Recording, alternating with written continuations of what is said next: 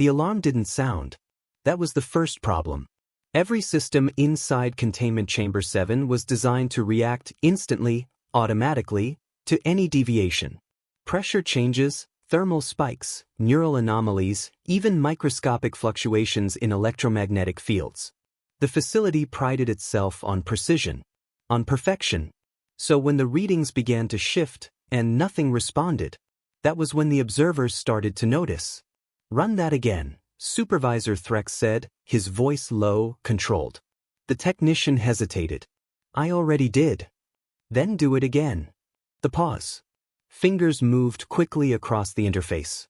Streams of data refreshed, recalibrated, verified against 3 independent systems. Same result. Threx leaned forward slightly, his multi-layered vision focusing on the center of the chamber below. The human hadn't moved. Not since they brought him in.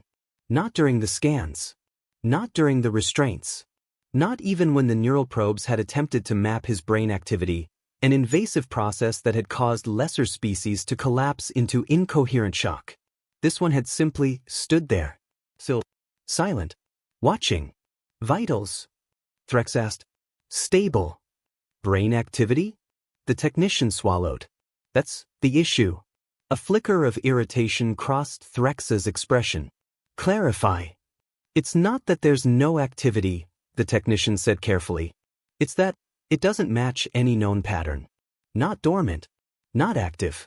Not reactive. It's like what? Like it's ignoring us." Silence settled over the control room. Below them, separated by reinforced layers of quantum-tempered glass, the human remained exactly where he had been placed. Arms relaxed at his sides. Head slightly tilted upward. Eyes open. Focused directly at the observation deck. "He shouldn't be able to see us," another observer muttered. Threx didn't respond immediately. Instead, he adjusted the visual filters, cycling through spectrums invisible to most species: infrared, ultraviolet, quantum echo mapping. Every scan returned the same result. The human's gaze aligned perfectly with their position. Not wandering. Not searching. "But that's impossible," the technician whispered. Threx finally spoke. "Enhance retinal tracking." Data streamed across the main display. Pupil dilation, constant. Micro-movements, none. Blink rate, abnormal. "He hasn't blinked," the technician said. "How long?" The pause. "Since arrival." That wasn't possible. Even high-disciplined species exhibited involuntary biological responses under stress. Blinking. Muscle tension. Neural spikes. But this human? Nothing. No stress indicators. No confusion. No fear. Just stillness. "Run environmental pressure test," Threx ordered. "Supervisor, protocol says we should." "Run it." The chamber responded instantly. Atmospheric pressure increased by 12%, then 18%, then 25%. Enough to cause discomfort. Enough to force a reaction. The human didn't move. No shift in posture. No change in breathing. No visible strain. "Increase further." "Sir, that exceeds safe parameters for the subject." Threx's voice hardened. "Do it." Pressure climbed again. Sensors monitored every variable: heart rate, oxygen saturation, cellular stress markers. All normal. Perfectly normal. "That's not possible," someone said again, quieter this time. Threx didn't correct them. Because now, he was starting to feel it too. Not confusion. Something else. Something slower. He narrowed his eyes. Lower pressure.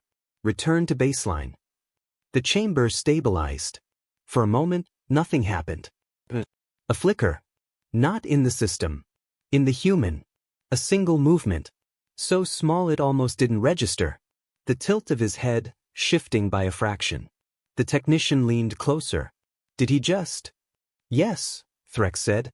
All eyes locked onto the display. The human's gaze hadn't changed direction. Still fixed on them. But something about it was different now. Not passive. Not neutral. "Where?" "Record that," Threx said quietly. "Already am." Silence stretched again, heavier this time. No one spoke.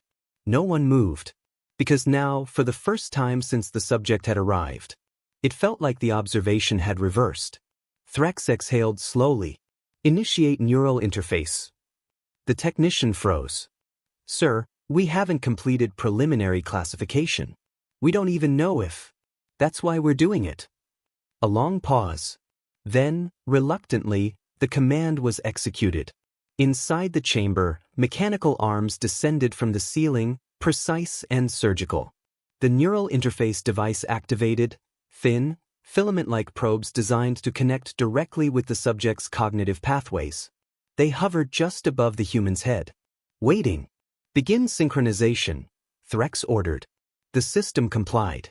A faint hum filled the chamber as the interface attempted to establish connection. For a fraction of a second, everything looked normal. Then every screen in the control room went black. Not flickering. Not glitching. Gone. Complete system failure. What just happened? Someone shouted. Backup systems, bring them online. Trying, nothing's responding. Threx remained still, watching the darkened display. Waiting. Then one by one, the screens came back. Not with system data. Not with diagnostics. Just one image. A close-up. The human's face. Closer than any camera inside the chamber should have been capable of capturing. Eyes locked forward. Unblinking. And for the first time, he smiled. No one spoke. No one moved.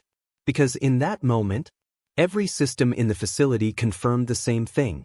They were no longer observing the human. The human was observing them. The silence didn't break. It deepened.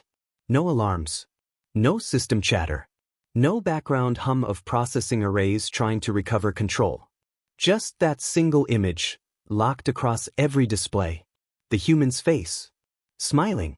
Shut it down, Threx said. No one moved. I said shut it down. I can't, the technician replied, voice tight. We've lost system authority. That's not possible. It's happening. Threx stepped forward, pushing past the others to access the primary command console himself. His limbs moved with controlled precision, but there was a sharpness now, an edge that hadn't been there before. He initiated a manual override. Nothing responded. The interface didn't reject the command. It simply ignored it. Behind him, someone whispered, "He's inside the system." "No," Threx said immediately. Too quickly. Too firmly. As if denying it would make it untrue. But the evidence was right in front of them. Every layer of containment, every safeguard, every redundant control system, designed to isolate, monitor, and dominate the subject. Gone. Overridden. By something that hadn't even moved. Reroute to external grid, Threx ordered. Hard disconnect internal network. Already attempted, the technician said. It rerouted itself back in. That's not how systems work. I know. The screen flickered. The image zoomed out slightly. Not a recorded feed. Not a camera shift. A deliberate adjustment. As if someone, something, was controlling the angle. Watching them. Studying them. The human's expression didn't change. But the smile, it felt different now. Less like amusement. More like recognition. What is it doing? Another observer asked. Threx didn't answer. Because he didn't know. And that was a problem. A serious one. Check the neural interface, he said instead. Status unknown. We lost telemetry when the blackout happened. Then re-establish it. I'm trying. The technician's hands moved faster now, pulling data from fragmented subsystems, trying to rebuild a picture from whatever remained. Wait, they said suddenly.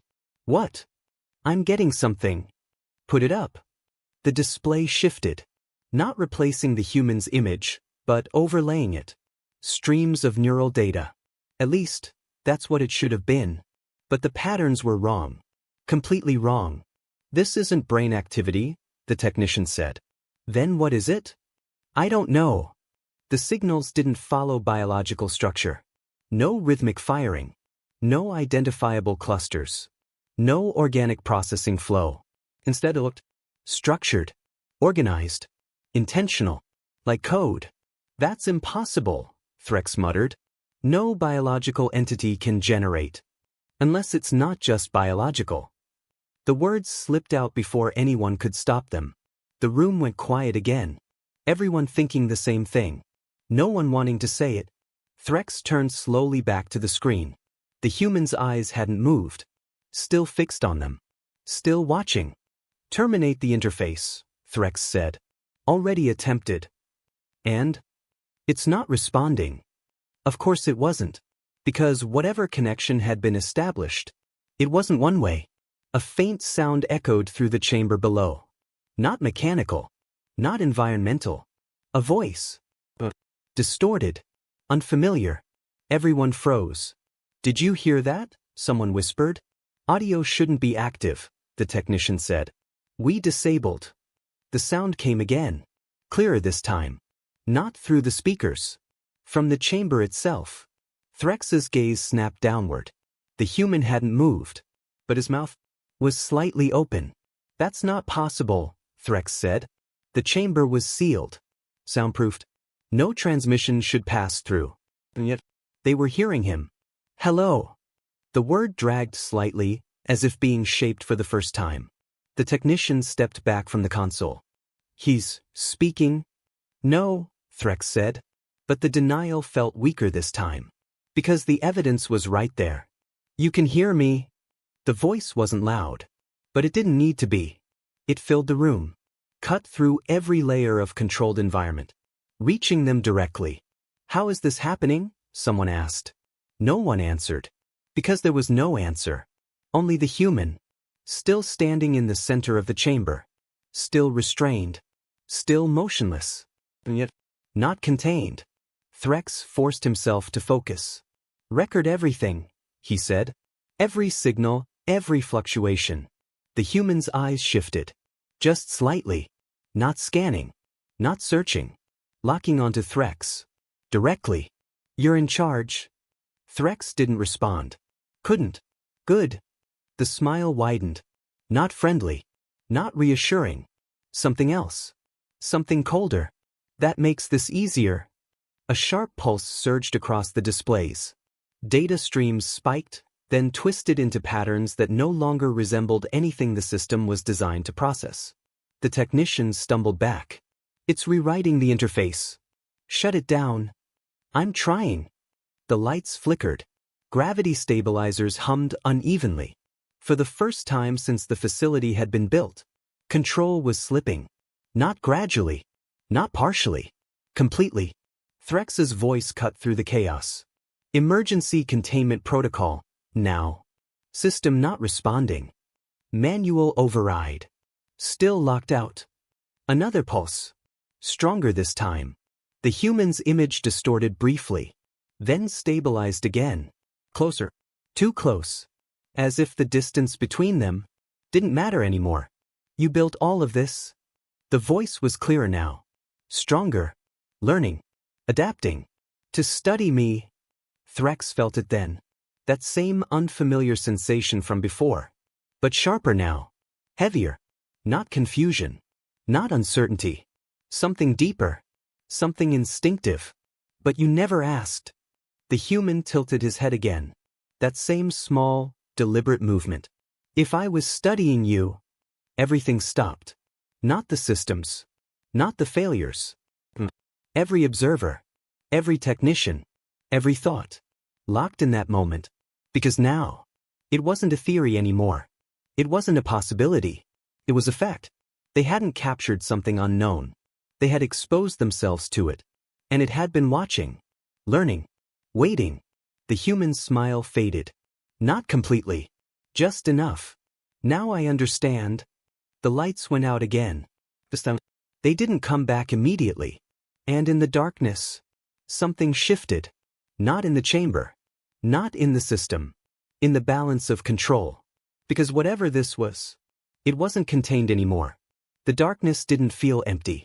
It felt occupied. No alarms filled the void. No emergency lights activated.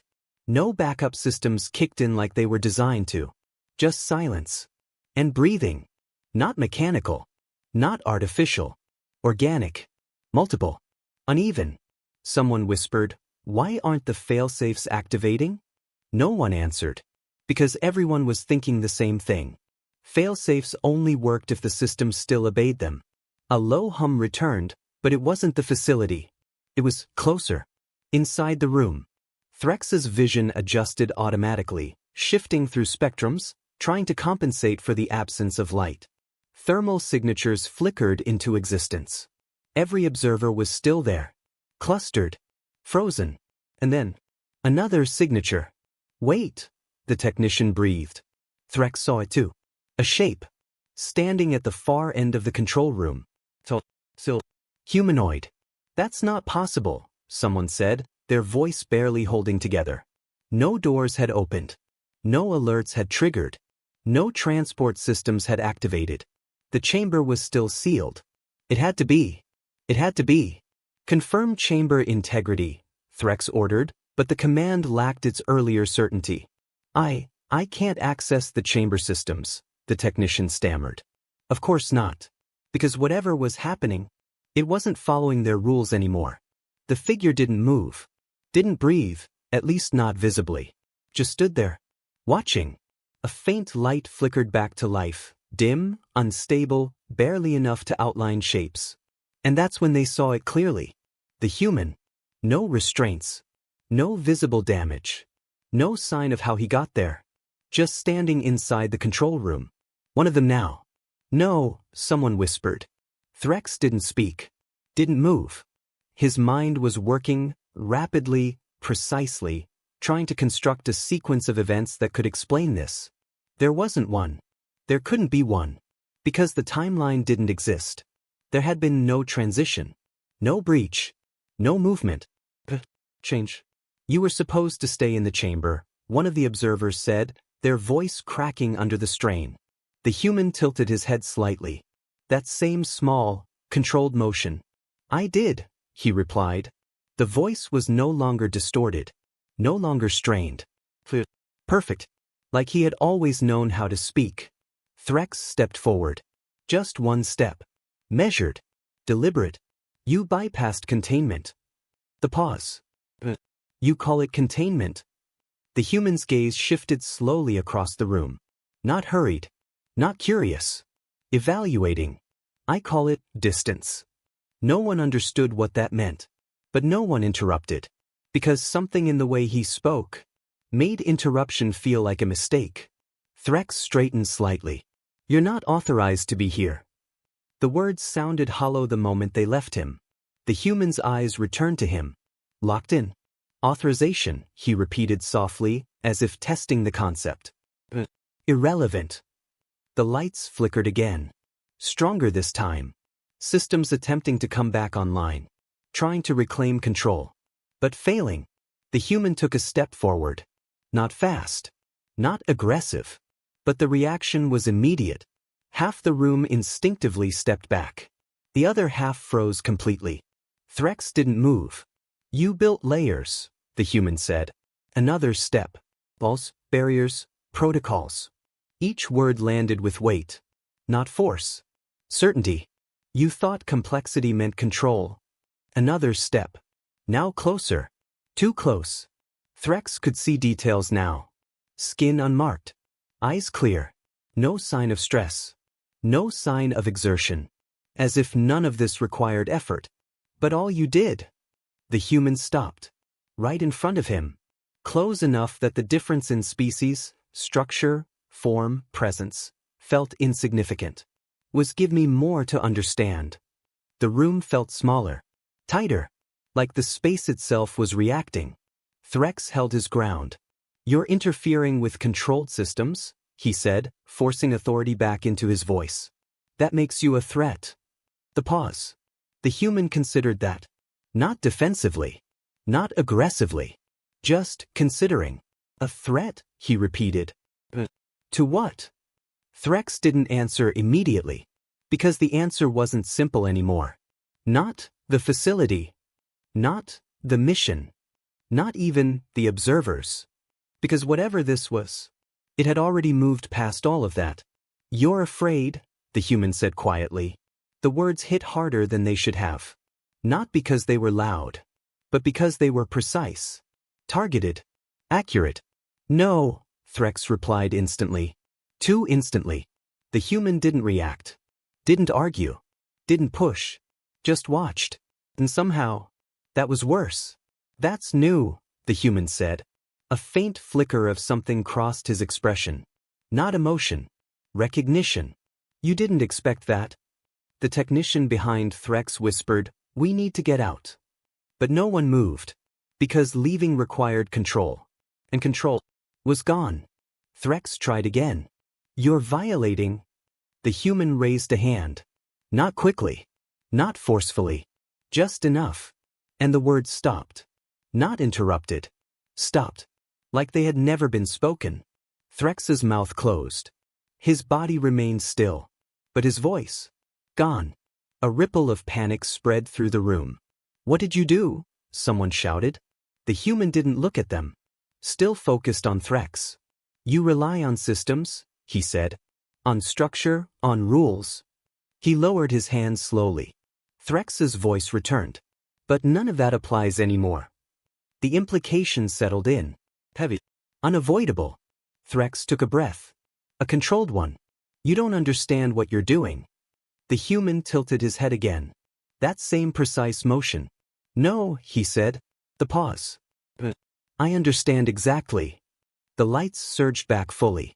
Power stabilizing. Systems flickering into partial function.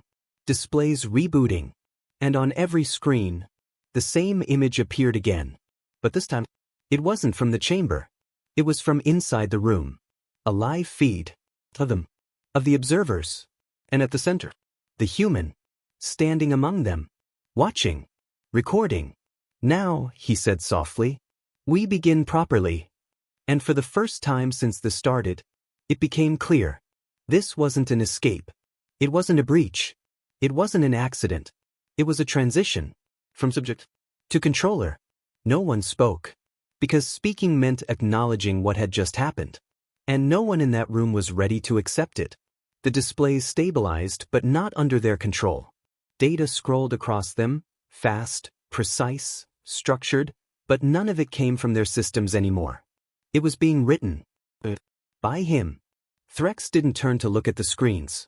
He didn't need to. He could feel it. The shift. The complete inversion of authority. "You've taken control of the network," Threx said, voice steady again, but only on the surface. The human's gaze moved past him briefly, glancing at the nearest display. "Temporary wording," he replied. That answer didn't make sense. Which made it worse. "What does that mean?" the technician asked. The human didn't answer immediately.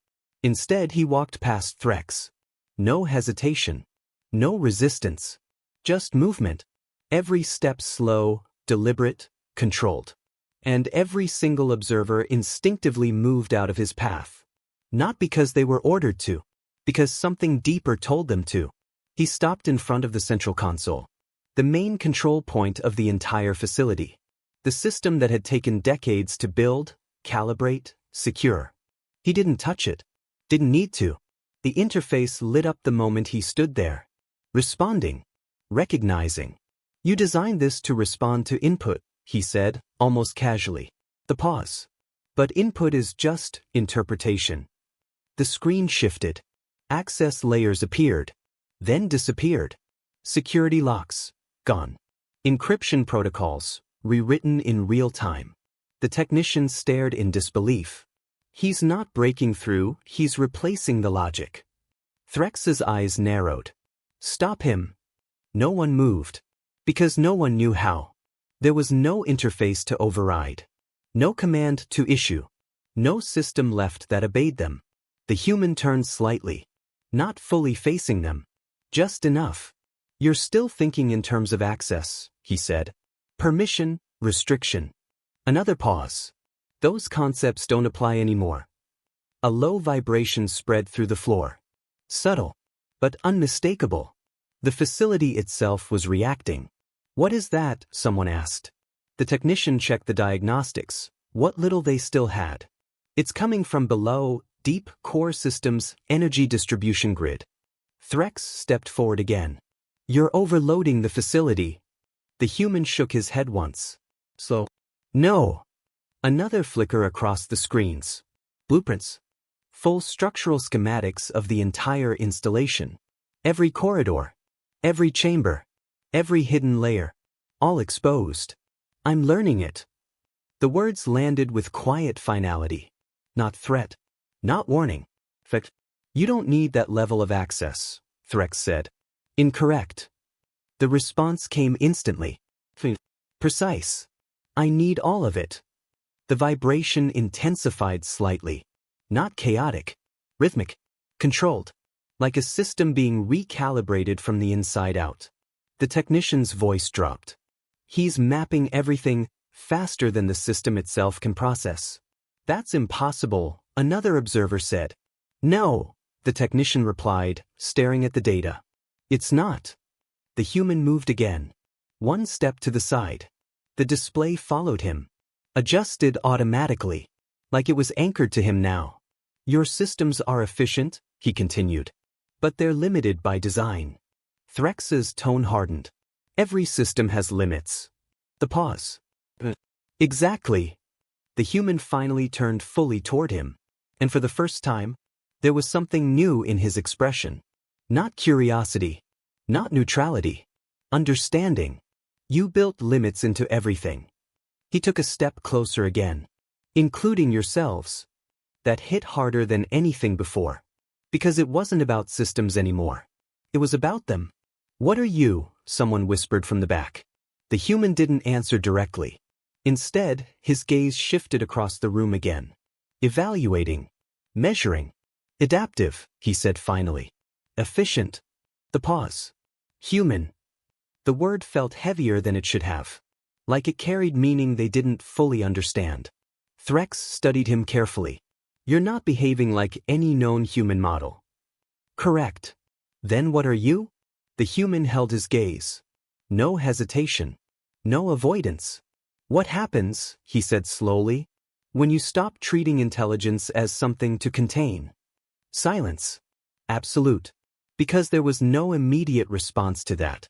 No protocol. No classification. No prepared reaction. The vibration beneath their feet surged again, stronger now. The technician shouted, energy levels are spiking across the entire facility. Shut it down.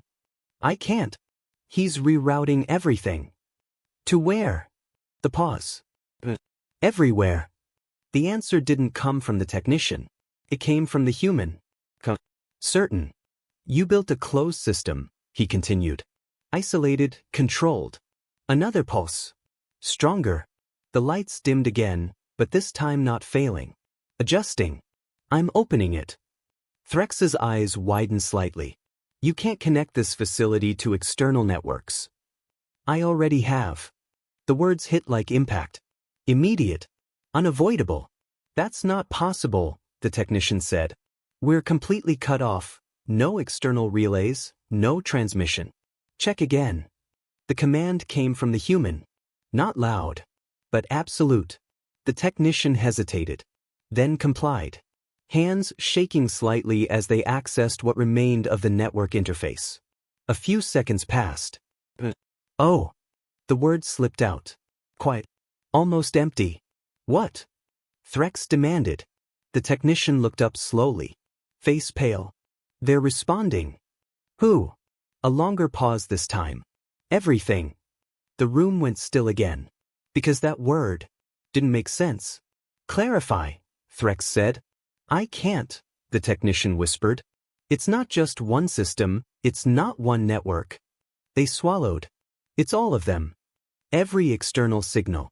Every dormant relay. Every abandoned channel. Every hidden frequency. Activated. Connected. Responding. The human stepped back slightly. Not retreating. Just giving space. You wanted to study something beyond your understanding. His gaze moved across them one last time. Now you have. The vibration stopped. Abruptly. Completely. The facility fell silent again. But this time, it wasn't empty. It was waiting. Because whatever had just been set in motion was no longer confined to this place. And they all knew it. They hadn't just lost control of the subject. They had lost control of the situation. Entirely. The silence didn't last. It never does. Because once something spreads, it doesn't stop. It multiplies. The first alert came from outside the room. A sharp pulse through the remaining system channels. Weak, fragmented, but enough to register. The technician flinched. I'm picking up external traffic. Threx turned immediately. From where? Everywhere. That word again. And this time, it came with proof. The central display flickered, then stabilized, not under their command, but his. Streams of incoming signals flooded the interface. Data packets. Transmission bursts. Encrypted pings. Unidentified protocols. All converging. All responding. To what? Threx demanded. The technician didn't answer right away. Because the answer was already forming on the screen. A pattern. Not random. Not chaotic. Structured. Coordinated. To him, they finally said. The human didn't react. Didn't turn. Didn't acknowledge it. He already knew. You built systems to talk to each other, he said calmly. To exchange information, to optimize. Another wave of signals hit the system, stronger this time. The displays adjusted automatically, expanding capacity beyond their original limits just to keep up. I just gave them something worth responding to. That's not possible, one of the observers snapped. External networks don't just align like that. They do, the human replied, when they recognize efficiency. The word lingered. Efficiency. It wasn't just a description anymore. It was a trigger. The technician's hands trembled slightly as they traced the incoming data. He's not forcing access, they're opening themselves. Why? Threx asked. The human finally looked at him again. Because I'm not a threat to them. The pause. I'm an upgrade. That landed harder than anything before. Because threats could be contained. Were accepted. Block the signals, Threx ordered. Isolate the system, now. I'm trying. Barriers went up, what little remained of them. Firewalls. Protocol walls. Emergency isolation layers. One by one. They dissolved. Not broken. Not forced. Rewritten. Adapted. Improved. You're still resisting, the human said quietly. That's inefficient. Another pulse surged through the system. This time, it wasn't just data. The facility itself responded. Doors unlocked. Then relocked. Then reconfigured. Pathways shifted. Sections sealed and unsealed in rapid succession. What is he doing? Someone shouted. The technician scanned the layout. Or tried to. It's changing the structure. He's optimizing movement, access routes, system flow. Why? Because this design wastes time. The answer came from the human again. Certain. As if it was obvious. Threx stepped forward once more, forcing control back into his posture. You're altering a secured facility without authorization. The human tilted his head slightly. That same precise movement. You keep repeating that word, he said. Authorization. The pause. It doesn't mean anything anymore. The lights shifted again. Not flickering. Rebalancing. Energy redirected across the grid. Power flowing where it was needed most. Not where it had been assigned. The technician's voice dropped to a whisper. He's improving everything. That realization hit the room like a shockwave. Because it reframed everything. This wasn't destruction. It wasn't sabotage. It wasn't chaos. It was refinement. But why? One of the observers asked. What's the purpose? The human turned slowly, facing them all now. Purpose is inefficient when it's limited, he said. This is expansion. Another signal wave crashed through the system, stronger than before. The displays struggled to keep up. New networks. Unknown systems. Distant infrastructures responding in real time. Threx, the technician said carefully. This isn't just our facility anymore. He didn't reply. Because he understood. It's spreading, they continued. Beyond us, beyond this planet. That word hung in the air. Planet. Because now, the scale had changed. Completely. You've initiated uncontrolled expansion, Threx said. No. The human's response was immediate. This is controlled. The beat. Just not by you. Silence followed. Heavy. Unavoidable. Because there was no argument left. No authority left. No control left. Only observation. And even that didn't belong to them anymore. The human stepped away from the console. Slow. Deliberate. Everything continued without him touching anything. Because now, it didn't need input. It had direction. You wanted to understand human capability, he said. This is it. No emotion. No pride. Just truth. We don't adapt to systems. His gaze swept across them one last time. We make systems adapt to us. The facility trembled slightly, not from instability, but from change. From growth. From something larger taking shape. The technicians stared at the data, barely able to process it anymore. It's accelerating. How fast? Threx asked. The pause. Faster than we can measure. That was the moment it became undeniable. This wasn't an event. It wasn't an incident. It wasn't even a breach. It was the beginning of something else entirely. Something they couldn't stop. Couldn't contain. Couldn't even fully understand. And standing in the center of it all, the human didn't look overwhelmed. Didn't look strained. Didn't look uncertain. Settled. As if everything was finally moving at the right pace. As if this was normal.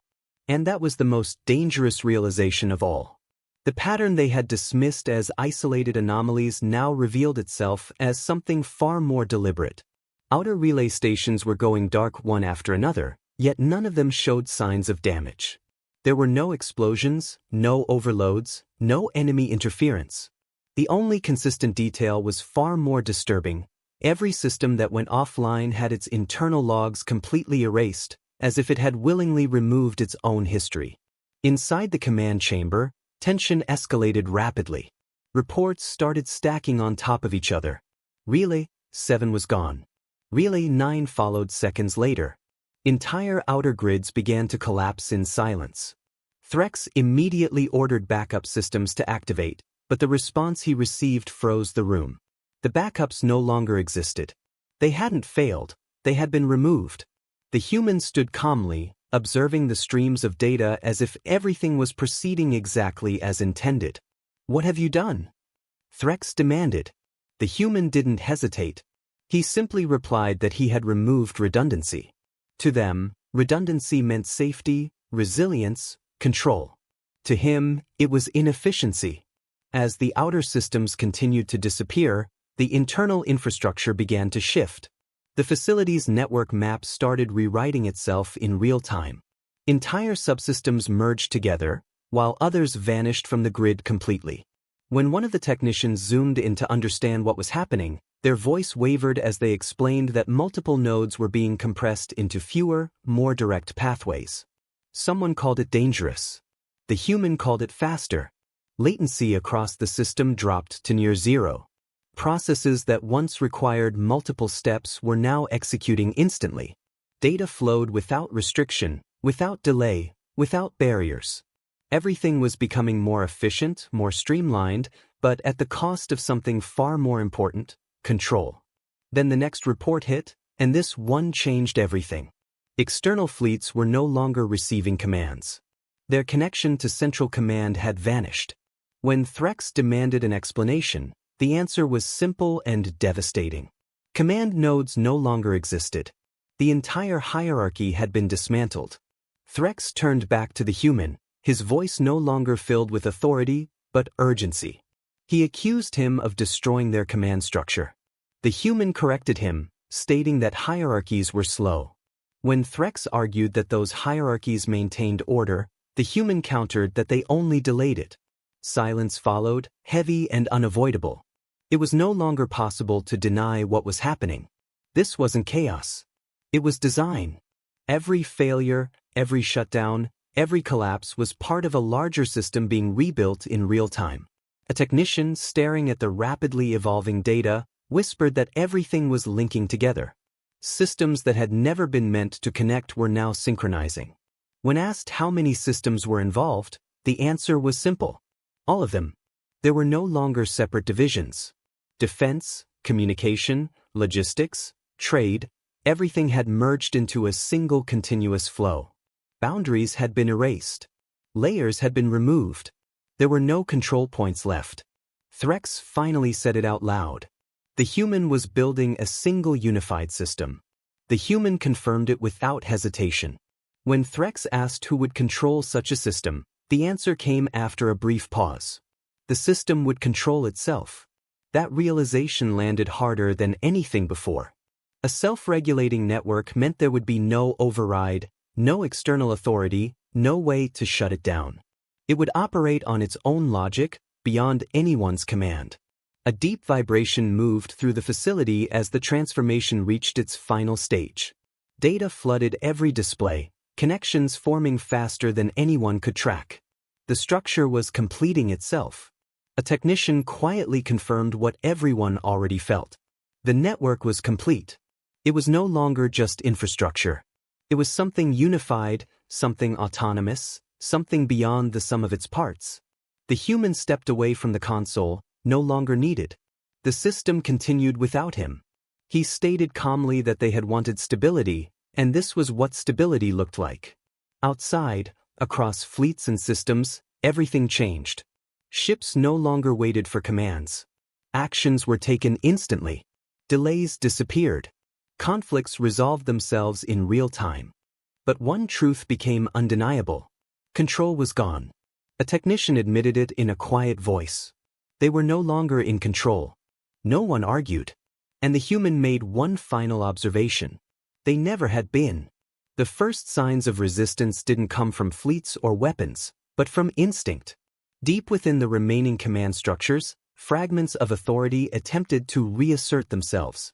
Emergency override protocols were triggered across multiple sectors simultaneously, ancient safeguards designed to restore centralized control in the event of systemic collapse.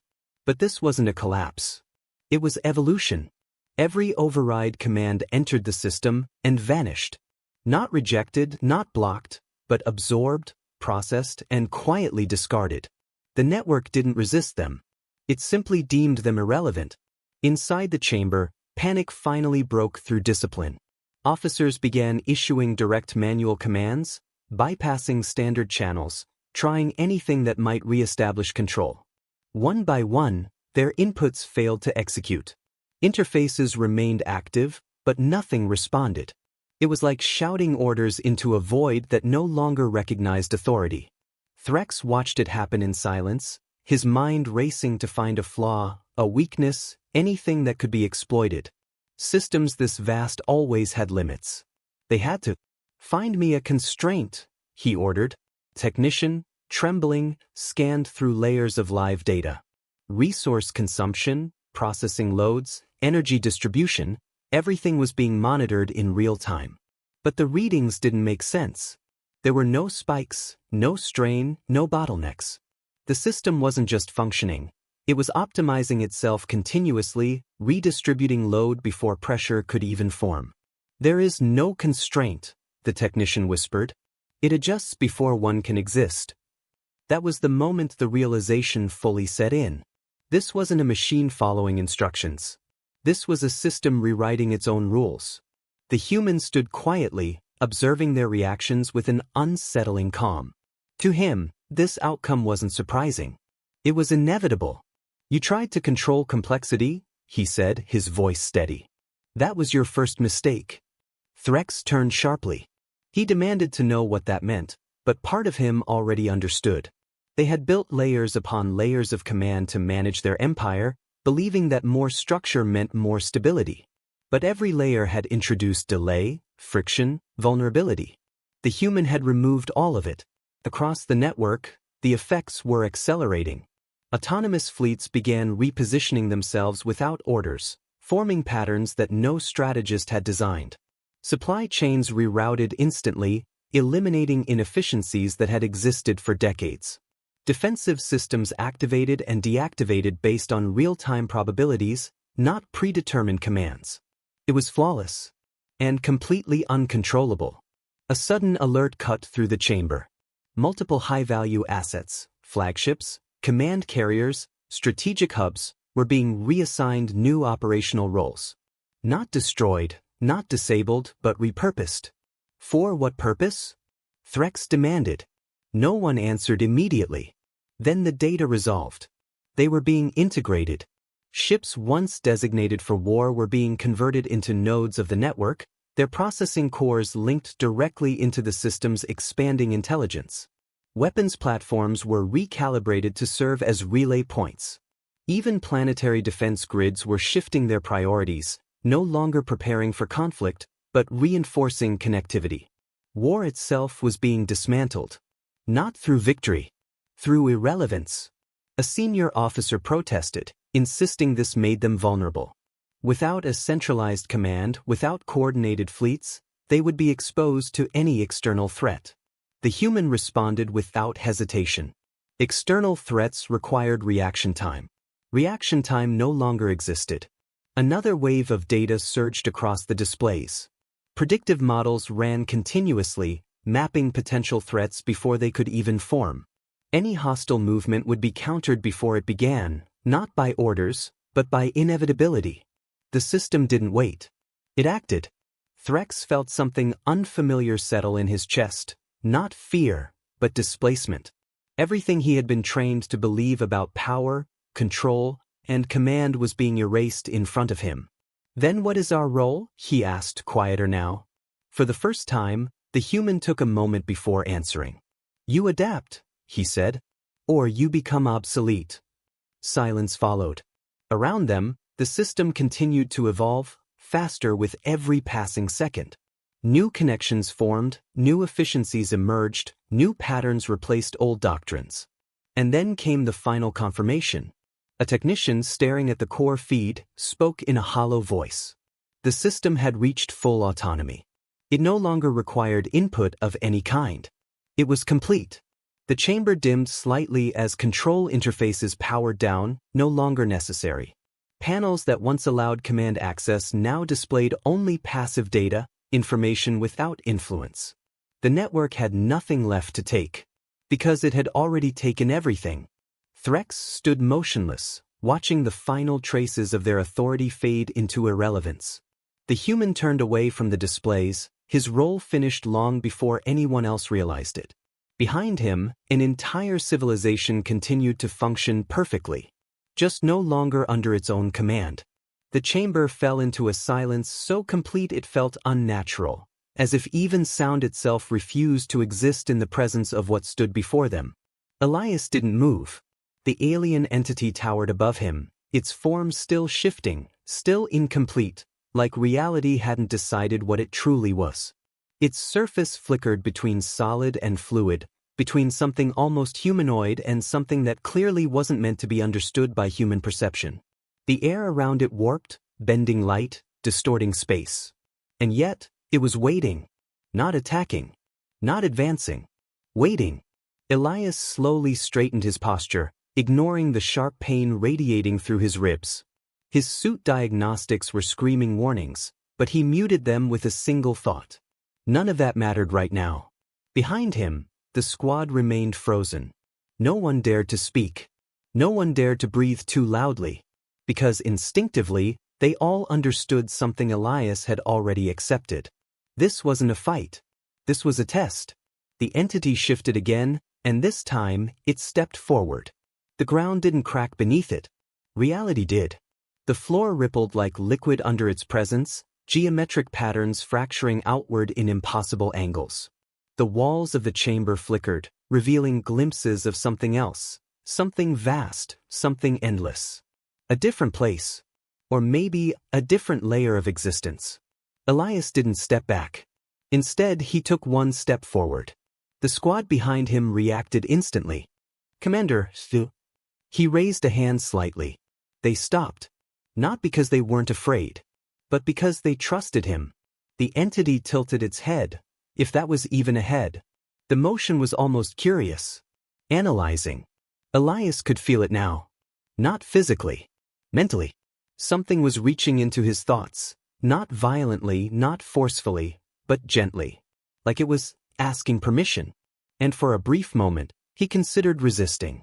Every instinct told him to shut it out, to fight back, to protect his mind. But something deeper, something quieter, told him the truth. If he resisted, they would all die. So Elias did the one thing no human had ever done in the presence of something like this. He let it in.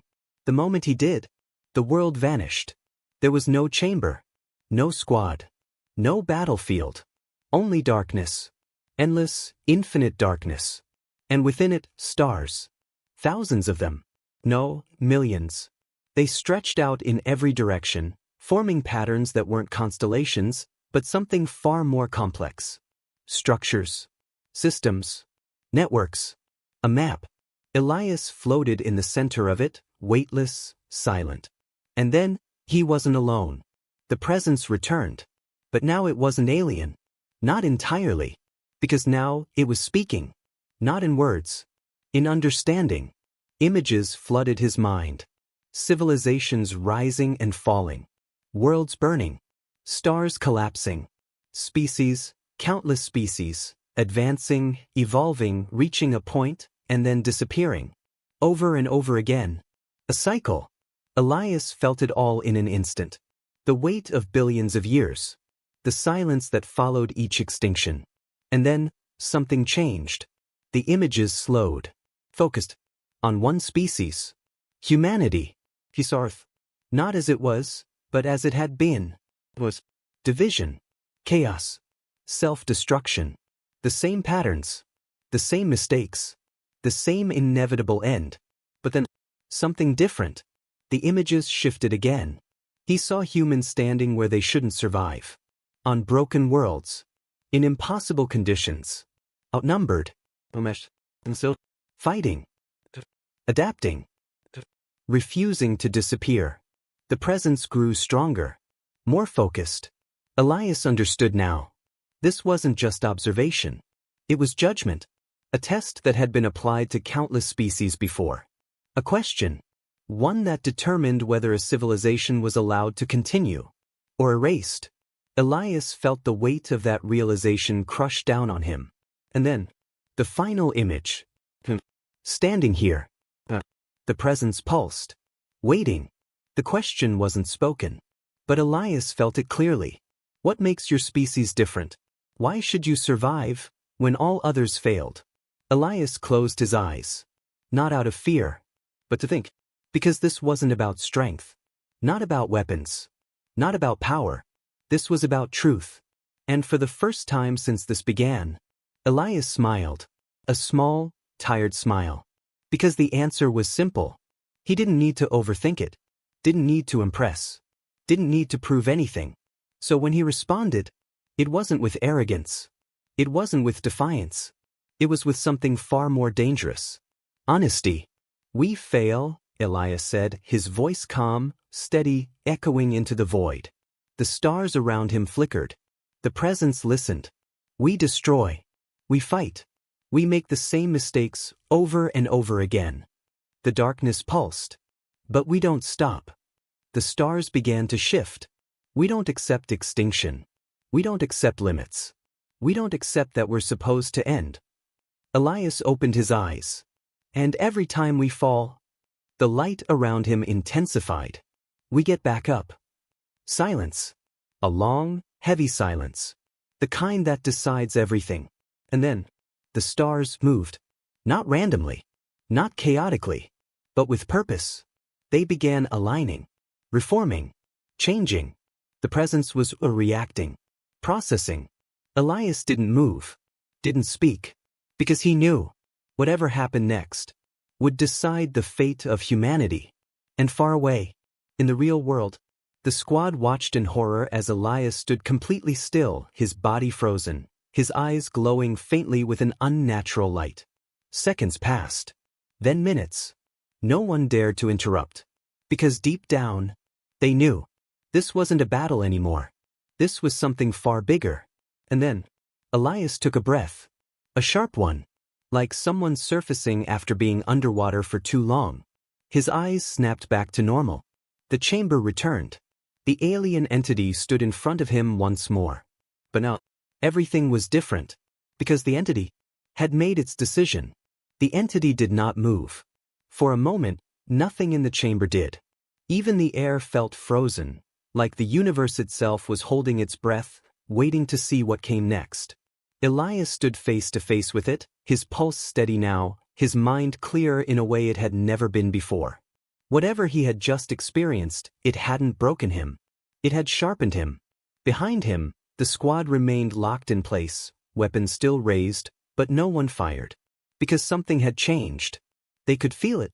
The overwhelming pressure that had filled the chamber moments ago, the suffocating, crushing presence, was gone. Replaced by something else. Something controlled. The entity's form began to stabilize. The constant shifting slowed, its structure becoming more defined, more precise. It still wasn't human, far from it, but it was no longer chaotic. It had chosen a shape. Chosen clarity. Elias exhaled slowly. You made your decision. The entity didn't speak. But it responded. The space between them rippled, and suddenly, a thin line of light appeared in the air, stretching outward, forming intricate patterns that hovered like a living blueprint. The squad tensed instantly. Weapons locked. Commander, what is that? Elias didn't look back. Lower your weapons. Sir. That's an order. There was hesitation. But discipline won. One by one, the rifles lowered. The light expanded, unfolding into something vast, far larger than the chamber should have been able to contain. Layers of information stacked over each other, shifting, evolving in real time. Coordinates. Structures. Energy signatures. It wasn't random. It was knowledge. And Elias understood immediately. This is a map. Not just of space. Of pathways. Corridors between stars that didn't exist on any human chart. Routes that bent around gravitational fields, cut through dimensions humanity hadn't even discovered yet. Faster. Safer. Impossible. The squad stared in stunned silence. Is this technology? One of them whispered. Elias shook his head slightly. No. He stepped closer to the projection, eyes scanning the impossible data. This is evolution. Elias felt it again, that presence, but now it wasn't testing him. It was acknowledging him. Acknowledging humanity. You're giving this to us, Elias said quietly. Not a question. A realization. The chamber dimmed slightly as the projection intensified, certain points glowing brighter than others.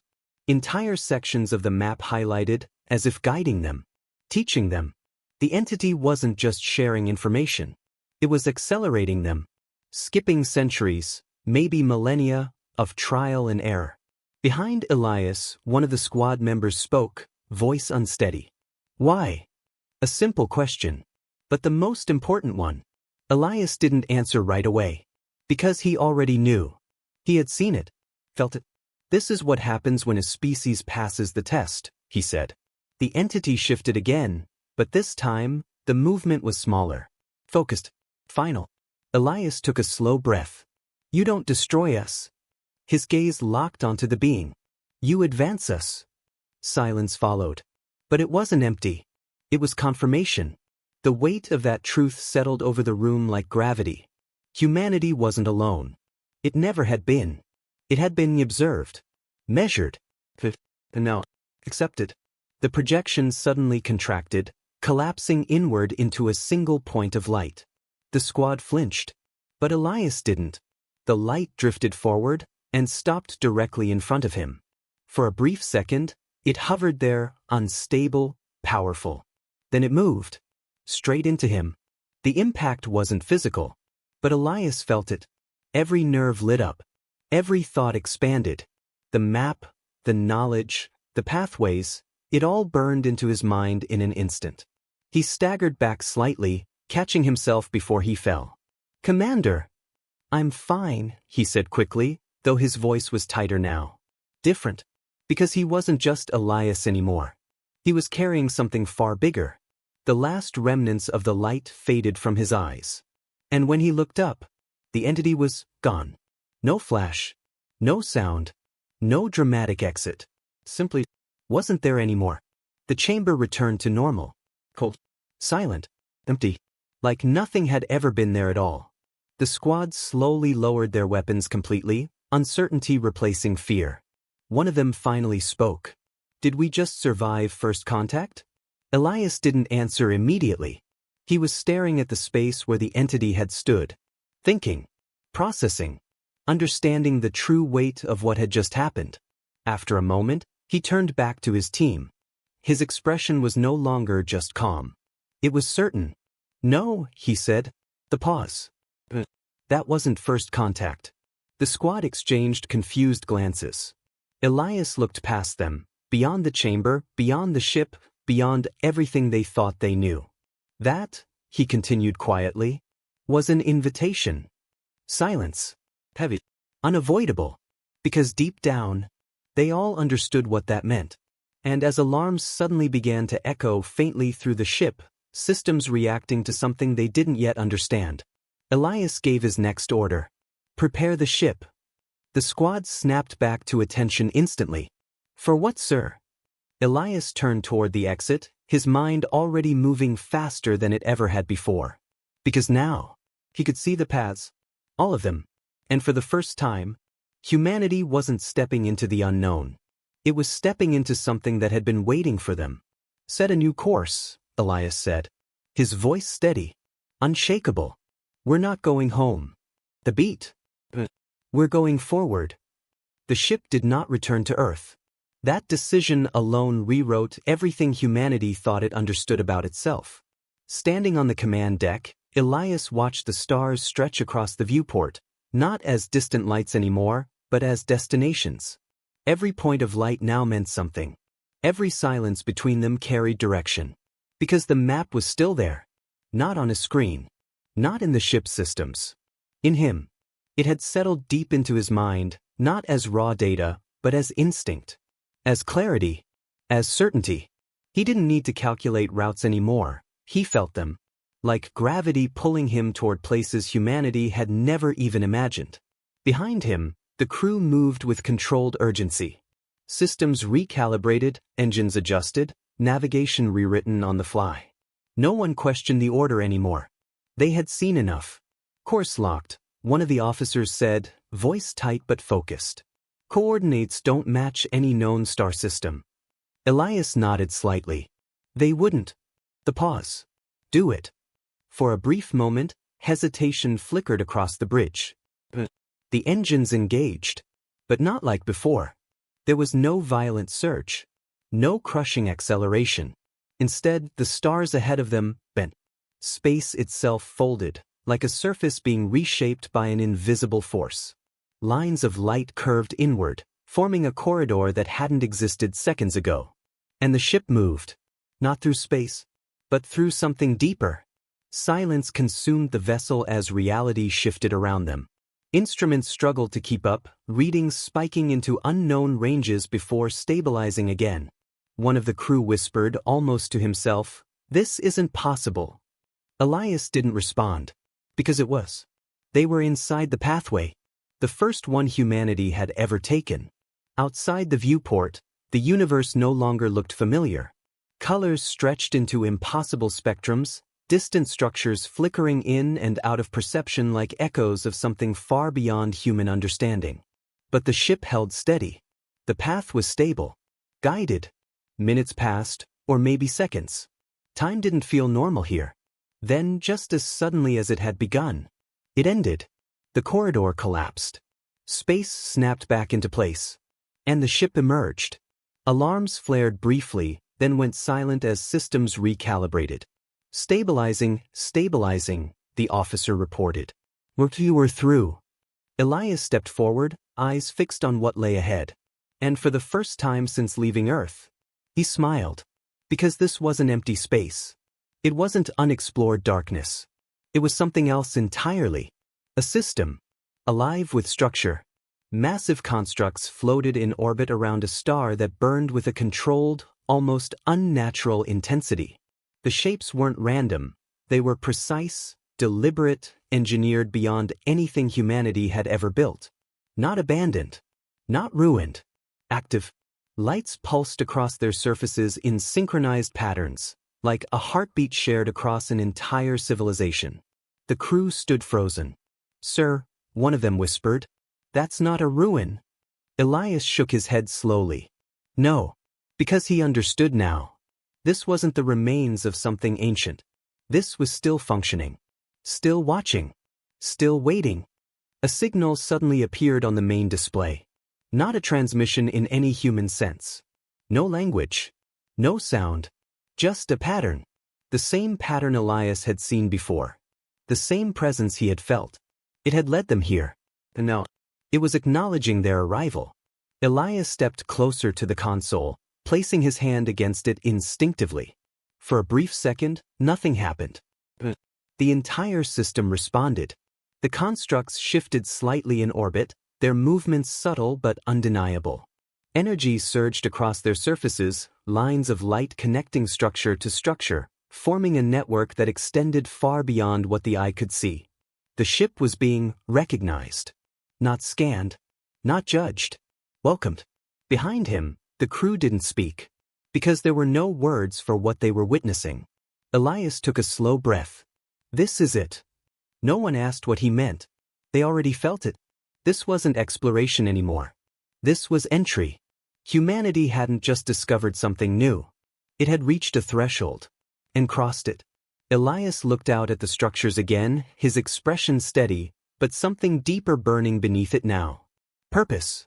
Not fear. Not uncertainty. Purpose. They were never testing if we'd survive, he said quietly. They were waiting to see if we'd be ready.